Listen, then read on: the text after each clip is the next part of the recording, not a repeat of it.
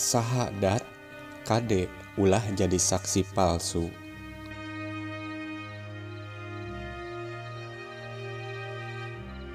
Allah teka Muhammad rawuh.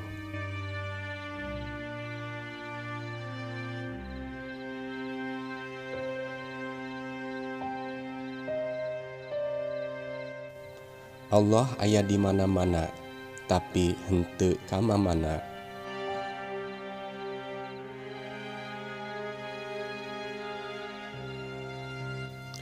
Kudu bisa ngawincik Gusti medar kaayaan pangeran.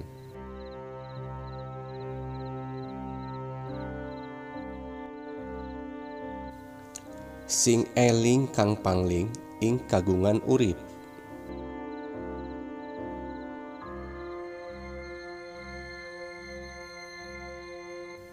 Ana Arab bila ain, ana Ahmad bila mim.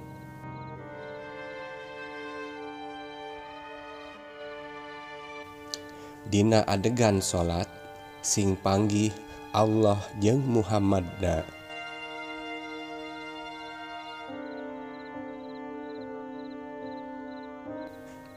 Sing tepi kana derajat salat, salat netepan dugi sembahyangna.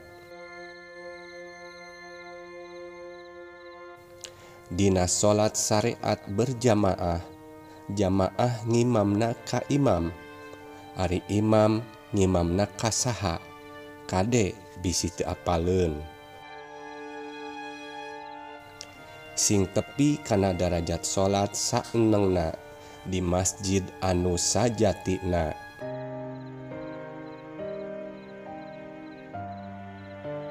Salat 5 waktu teh kawajiban, nu matak henteu wajib tapi fardu. Pek petakeun kumaha niatna. Ulah waka ngahina ibadah batur. Boa-boa salat sorangan oge kakara nyang hareup tembok hungkul. Ulah waka ngapirkeun batur. Boa-boa urang anu lolong, salat kakara nyembah ngaran hungkul. Lolobana jalma ngan saukur saum awam, saukur mindahkeun jadwal madang ti beurang ka peuting, lain puasa anu sajatina. Sing tepi kana puasa sajati nyaeta puasa saenengna anu eueuh imsak jeung bukana. Eta salah sahiji ciciren budak angon.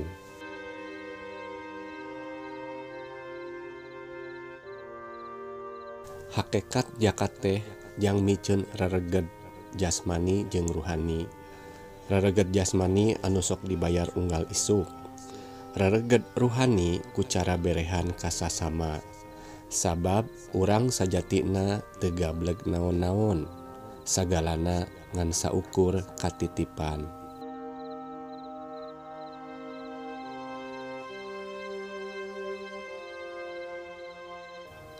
Ulah kopet ku harta, ku elmu, ku tanaga.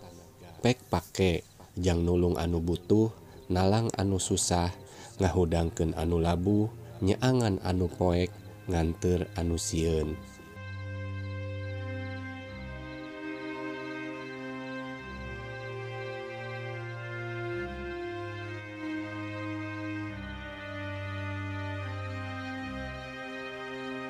Geura jakatkeun diri ka Gusti nu Maha Suci, ngahamba sajatina anu teu ngarep-ngarep pahala, da henteu neang tunda.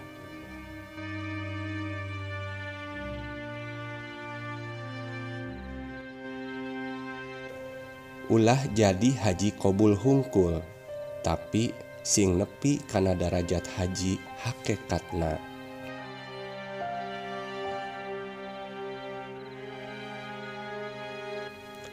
Haji hakikat nyaeta haji mabrur, anu geus tajali ka Rasul jeung ka Gustina.